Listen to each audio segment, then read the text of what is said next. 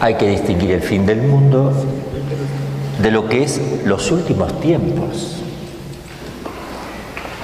La gran tribulación, el fin, la nueva época o día del Señor, etcétera. O sea, son expresiones que tenemos que ver a ver cómo lo vamos a, dónde deben estar ubicados. Cuando hablamos de los últimos tiempos, hablamos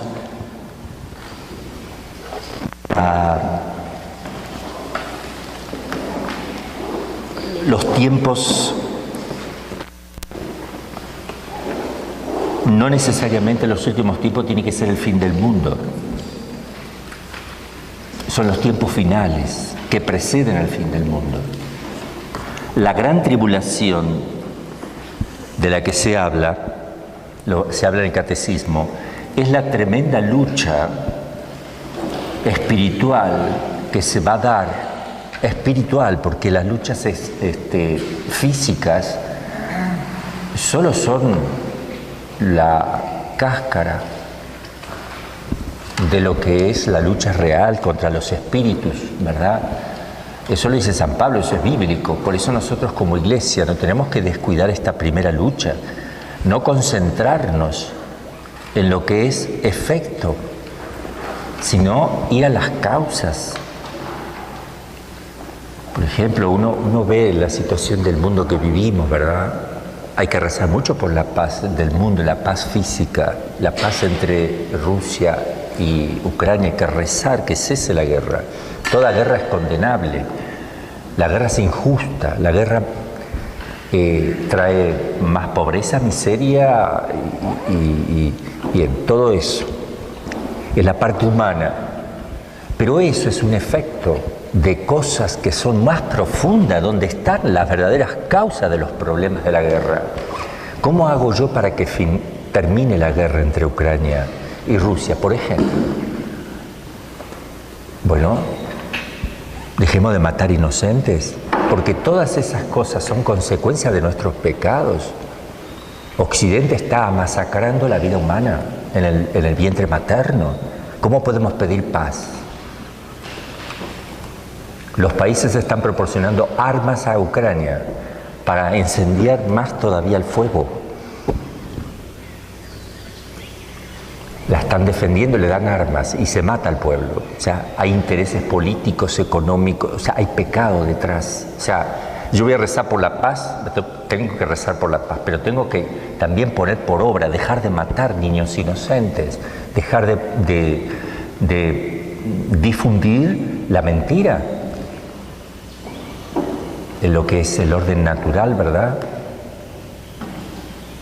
Dar vuelta a todo, donde se habla de un amor que no es amor, es la destrucción del ser humano, y lo presentan, hay hipocresía, hay mentiras, pero conscientes. Entonces, esos son pecados espirituales tremendos que tienen como consecuencia el COVID, las guerras, las pestes, las persecuciones, los terremotos también que pueden aumentar, las catástrofes naturales también están relacionadas. Sodoma y Gomorra fueron destruidas físicamente por cuestiones, elementos físicos de la naturaleza, pero por el pecado. ¿Qué significa que cayó fuego del cielo? Un meteorito o algo, un meteorito. O explotó antes de tocar y se hizo polvo en 1000 pedazos de fuego, no sé, pero quedó extinguida. Cayó fuego del cielo, efectivamente. Entonces hay una consecuencia de nuestras acciones, desde el pecado original hasta hoy. Entonces una tremenda lucha se va a cernir. Eso es la gran tribulación de la cual se habla en la Escritura y ahora lo habla el Magisterio. El fin de los tiempos es el tiempo del Inmaculado Corazón, que va a triunfar al final de los tiempos, y al final mi Inmaculado Corazón triunfará. Estamos en ese tiempo, estamos en estos tiempos finales. ¿Cuánto queda? No se sabe, ni el día, ni la hora, ni nada, pero tenemos ojos para ver y oídos para escuchar.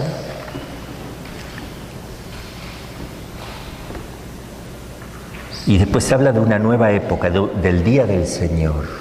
Podríamos pensar que eso es el tiempo de paz, del cual habla la Virgen también, y habrá un tiempo de paz, el día donde reinará el Señor, el día donde habrá una conversión profunda y un restablecimiento social con Cristo como centro, cristológico, mariológico, una reestructuración político-social en torno a Cristo Rey. No que vaya a bajar Cristo y viva con nosotros el milenarismo, no, eso no. Sino un triunfo donde después vendrá un tiempo de paz. Eso lo dijo la Virgen, es una profecía, está aprobado eso por la Iglesia, ¿verdad? Que aprueba la aparición de Fátima y canoniza a los pastorcitos. Entonces, cielo nuevo y tierra nueva pueden significar también una transformación especial de todo el orden del mundo, de todo el equilibrio, de eso que le llamamos ahora ecología, que ni siquiera sabemos defenderla realmente, ni siquiera sabemos cuidarla, ni predicar sobre ella, ni ubicarla en el contexto mundial o en la escala de valores de los seres humanos. La sacamos de contexto. Dios va a restablecer eso de una manera perfectísima, porque la ecología tiene como fundamento dos actos: la creación y la dignidad humana. Si uno saca eso, y la glorificación de Dios. 3 puntos. Primero, glorificación obviamente de Dios, el acto creador como base y fundamento, por eso la cuidamos, porque es una criatura de Dios, y la dignidad humana, que es para quien se fue hecho el mundo. Si yo no tengo en cuenta eso, todo lo demás en la ecología me saca de contexto. Cuidar por cuidar, no cuidar por cuidar. Tiene un fin. Entonces tiene sentido lo ecológico, tiene sentido el cuidado de la naturaleza, porque yo a través de ese cuidado cuido los bienes de Dios, cuido lo que es de Dios, cuido lo que me ha dado. Para los demás también, para que ellos hagan buen uso para alcanzar la vida eterna, glorificar a Dios y la salvación del alma. Entonces el punto de partida es la creación, pero el mundo de hoy no tiene como punto de partida la creación, sino el azar. Entonces vivimos para el azar. ¿Para qué cuidamos la naturaleza? ¿Por cuidarla? ¿Por ella misma? No. Si no hay un creador, entonces no tiene sentido que le dé culto. Mi acción no puede terminar en un medio, sino en un fin. Por eso que si yo no reconozco a Dios creador de la naturaleza, de todas las cosas, no puedo yo tener el recto cuidado de las cosas que Dios me ha dado, porque las cuido porque Él me las ha dado. Supongo su existencia y su acto creador. Y la dignidad del hombre me la dio para la dignidad del hombre, no para que el hombre se ponga al servicio de la creación, sino para que la creación y todo lo que Dios ha dado, el hombre haga buen uso para crecer en su dignidad, en su perfección hacia Dios. El Catecismo de la Iglesia Católica, el número 671, es cortito, hasta el 677, son apenas 1, 2, 3, 4, 5, 6, 7 numeritos. Pero ahí está concentrado todo. El reino de Cristo presente ya en su Iglesia, sin embargo, no está todavía acabado, con gran poder y gloria, con el advenimiento del Rey a la tierra. Este reino aún es objeto de los ataques de los poderes del mal, no de Rusia, ni ningún país, de los poderes del mal, 2 Tesalonicenses 2:7, a pesar de que estos poderes hayan sido vencidos en su raíz por la Pascua de Cristo. Fíjese que la lucha no es una lucha armada externa. ¿Qué hacemos con el misil Satanás, le llaman así, que tiene Rusia, que le puede dar vuelta al mundo y exterminar un país entero con 8 ojivas nucleares y que va a la velocidad de, no sé, a 22.000 kilómetros por hora? No lo pueden detener. Es tremendo, le llaman el Satanás. Eso no es nada. lo que está sucediendo en torno a mí, que yo no veo, eso es tremendo, porque es la verdadera destrucción eterna de la existencia, no de la existencia, pero de la felicidad del hombre. Hasta que todo le haya sido sometido a Cristo, es decir, que todavía el reino de Dios no está completo aquí. Ya, pero todavía no. Es decir, ya comienza. El reino de los cielos es como una semillita, ¿va? Que va creciendo, se va desarrollando como un granito de mostaza. Entonces, comienza en el interior del hombre en el estado de gracia, con el bautismo, se va desarrollando, pero tiene su plenitud en la posesión de Dios en el cielo. Y el reinado social de Cristo es el inicio del reinado de Cristo, que debe ir desplegándose, se debe ir extendiendo todo lo que se pueda, pero la plenitud no está aquí. La plenitud no se da aquí, que donde siempre va a estar mezclado el bien y el mal. Uno hace la utopía marxista, ¿verdad?, donde el paraíso terrenal se daría si uno hace una justa distribución de todos los bienes, se quedó todo el Estado, evidentemente, y el hombre es tratado como un engranaje más de la gran maquinaria del mundo, donde uno es un productor nada más, reducido a un elemento material productivo. Bueno, sigo. A pesar de que estos poderes hayan sido vencidos en su raíz por la Pascua de Cristo, hasta que todo le haya sido sometido, 1 Corintios 15, 28, y mientras no haya nuevos cielos y nueva tierra, en lo que habite la justicia, la Iglesia peregrina lleva a sus sacramentos e instituciones que pertenecen a este tiempo, la imagen de este mundo que pasa. El mundo no quiere que digas qué pasa, no. Le molesta que digas qué pasa, ¿cómo que pasa? Aprovecha el momento que tienes. Ella misma vive entre las criaturas que gimen en dolores de parto hasta ahora y que esperan la manifestación de los hijos de Dios. Lumen Gentium 48. Por esta razón los cristianos piden, sobre todo en la Eucaristía, que se apresure el retorno de Cristo cuando suplican: ven, Señor Jesús.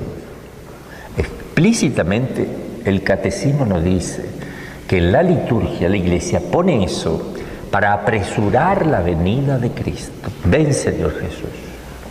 Es decir, que desde ahí se está pidiendo, porque nunca la tierra es el cielo y nunca aquí será la felicidad, y siempre estaremos anhelando por una patria distinta, porque desde el pecado original esto se hizo insoportable, se hizo un valle de lágrimas, y uno está esperando. En su providencia Dios ha hecho que en la medida que pasan los años, cuando es un caso normal y uno se va avejentando, hay un deseo ya de basta. El joven no se muere si le llega así que se va. Pero cuando va pasando el tiempo, uno dice: ya trabajé, ya quiero ir a la casa del Padre. Se va dando algo natural al que tiene fe. El que no tiene fe se le vuelve un tormento. Pero por eso Dios en su infinita bondad nos ha dado, para que vivamos en la fe, este proceso también hasta natural, de que el alma desea ya liberarse de un cuerpo que le es un poquitito fastidioso por un momento más.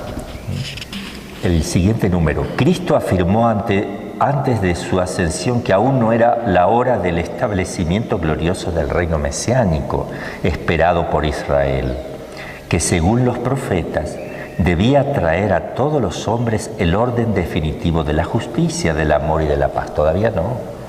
El tiempo presente, según el Señor, es el tiempo del Espíritu y del testimonio, pero es también un tiempo marcado todavía por la tribulación.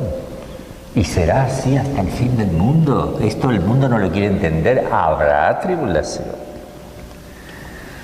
Y la prueba del mal, que afecta también a la Iglesia e inaugura los combates de los últimos tiempos. Ahí habla de los últimos tiempos.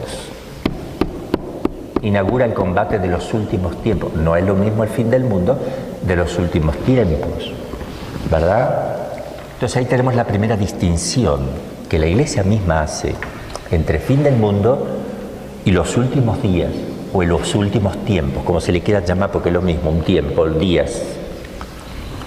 Por eso cuando la Virgen dice, y al final mi Inmaculado Corazón triunfará, ¿de qué? De esta lucha, de la tribulación final. Y luego habrá un tiempo de paz antes de la venida de Jesús. Eso es la gran conversión, la paz que vendrá por la mayoría, porque siempre estará mezclado el trigo y la cizaña hasta el fin de los tiempos.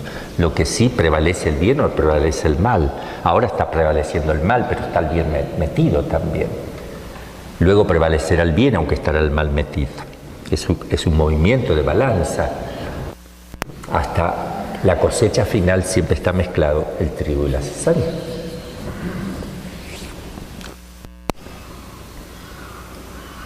Desde la ascensión de Cristo en el Monte de los Olivos, desde la ascensión, el advenimiento de Cristo en la gloria es inminente. Eso lo dice, nos enseña la Iglesia, es inminente. ¿Por qué dice así? Obviamente, porque esa inminencia, ¿por qué es inminente que ya llega desde la ascensión? Y no llega, llevamos 2000 años, que son 2000 años.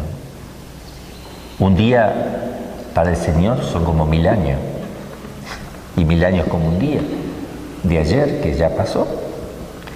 Y además dice que es inminente porque comparado el tiempo con la eternidad, el tiempo siempre es poco, es inminente. Y porque viene sorpresivo, y entonces si es sorpresa vendrá cuando menos lo pienses. Si tú dices, no, falta, ya estás haciendo algo que está mal. Por eso la Iglesia todos los días dice, ven Señor Jesús. No lo dice todos los días, lo dice 24 horas al día. Porque en todo lugar del planeta, como está dividido por horas, siempre hay un lugar donde se está celebrando la Santa Misa y se está diciendo, ven Señor Jesús, y lo dice la Iglesia. 24 veces al día, en el sentido de los 24 usos horarios del mundo. Aun cuando a nosotros no nos toca conocer el tiempo y el momento que ha fijado el Padre con su autoridad, sin embargo es eminente. Y cuando uno predica que es eminente, que vivamos como si ya viniera el Señor, a veces a uno lo tachan de exagerado. Y esto es el catecismo, uno trata de meterse en el espíritu de la Iglesia. Por eso les digo, hay que leer el catecismo y tener el espíritu de Cristo y de su esposa la Iglesia, para que uno cuando hable, piense con categorías cristianas. Entonces, si yo digo que es eminente la venida del Señor, yo tengo categorías cristianas, hablo con categorías cristianas y trato de proceder con categorías cristianas. Estoy dando a entender, estoy haciendo que las personas capten realmente y van a vivir mejor, porque todas las cosas que son verdaderas llevan al bien de las personas. Este acontecimiento escatológico se puede cumplir en cualquier momento, aunque tal acontecimiento y la prueba final, hay una prueba final, al final mi Inmaculado Corazón triunfará. Aunque tal acontecimiento y la prueba final, lo dice la Iglesia Católica en el Catecismo, que nadie le diga que no, porque ese no tiene el Espíritu de Cristo. Aunque tal acontecimiento y la prueba final que les ha de proceder están retenidos en las manos de Dios.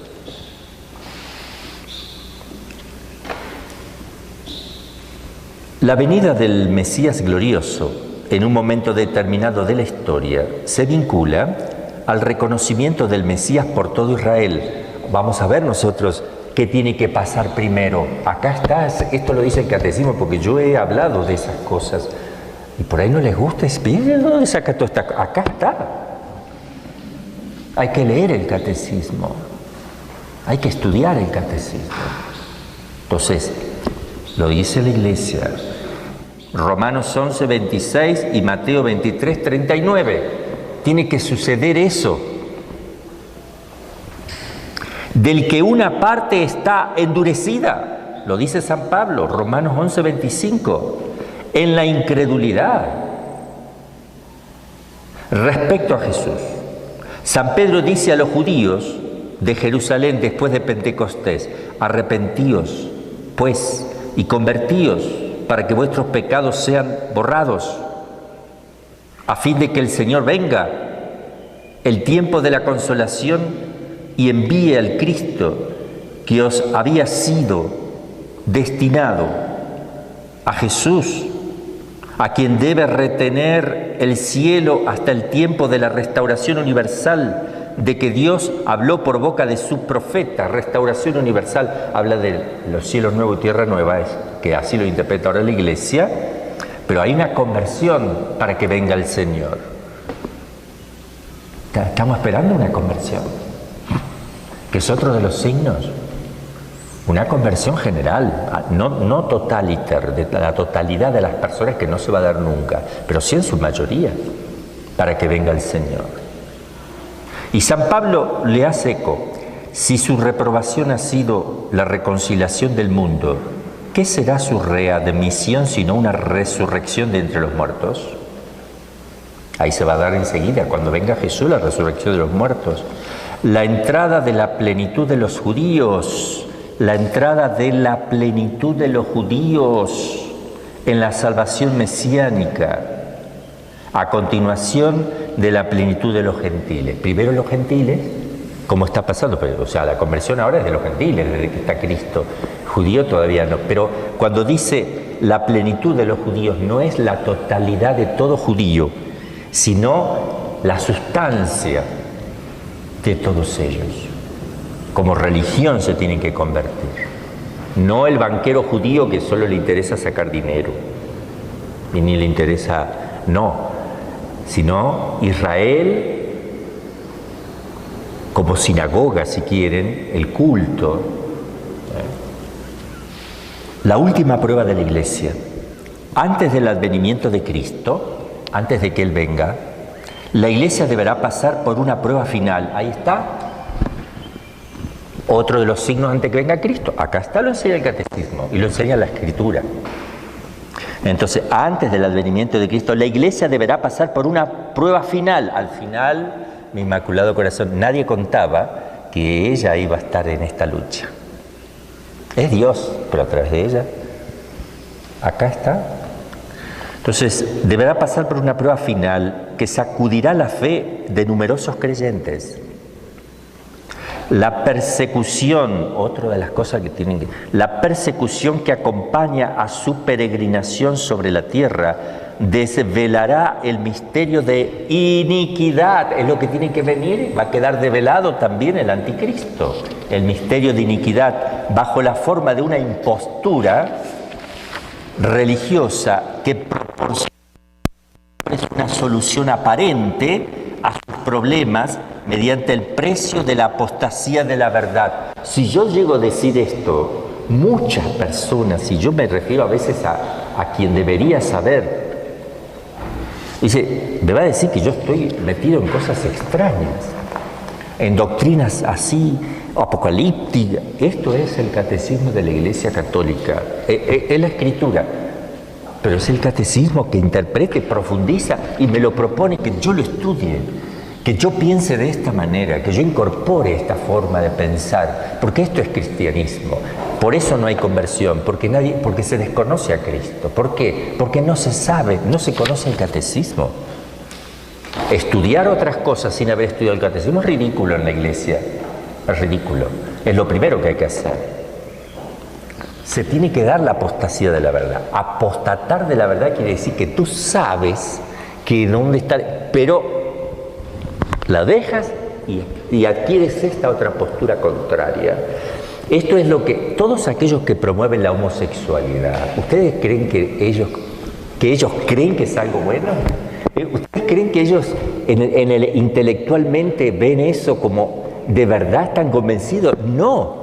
Lo necesitan justificar sentimentalmente, no con la razón, porque la razón le muestra la verdad de las cosas. Entonces, no quieren pensar, no quieren que piensen, sino que se dejen llevar por esa sensibilidad, por lo que tú sientes, haz lo que quieras, pero no pienses.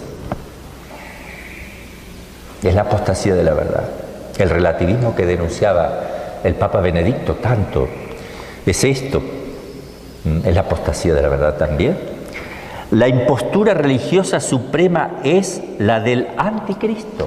Catecismo de la Iglesia Católica. La impostura religiosa suprema es la del anticristo, es decir, la de un pseudo-mesianismo en que el hombre se glorifica a sí mismo colocándose en el lugar de Dios y de su Mesías venido en la carne. Yo determino las leyes, yo digo lo que está mal y está bien. No la naturaleza, que no importa que yo contradiga la ley natural, si esto es ley tú lo debes cumplir. Hay que defenderse de esa ley injusta. Toda ley que contradice la ley natural o no está en el orden de la ley natural, no se debe obedecer. Porque hay que obedecer a Dios antes que los hombres. Una ley que vaya contra la ley natural es ir contra la ley de Dios que puso en la naturaleza, que participa. Esa ley que está en la naturaleza es participación de la ley eterna, que es Dios.